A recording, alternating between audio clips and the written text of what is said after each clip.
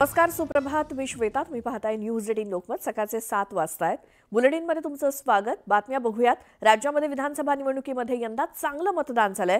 राज्यामध्ये सरासरी 65.11% मतदानाची नोंद झाली आहे. विशेष म्हणजे सर्वाधिक मतदान ग्रामीण महाराष्ट्रात झालंय, तर सर्वात कमी मतदान शहरी भागात झालंय. सर्वाधिक मतदान कोल्हापूर जिल्ह्यात झालंय. कोल्हापूर जिल्ह्यात 76.25% मतदान झालं. त्यापाठोपाठ गडचिरोली जिल्ह्यात 73.68% मतदान झालं. सर्वात कमी मतदान मुंबई शहर जिल्ह्यामध्ये झालंय, 52.07%. राज्याच्या अनेक जिल्ह्यात सरासरी 60%च्या वर मतदानाची नोंद झाली आहे. मतदानाचा हा आकडा आणखी वाढण्याची शक्यता आहे.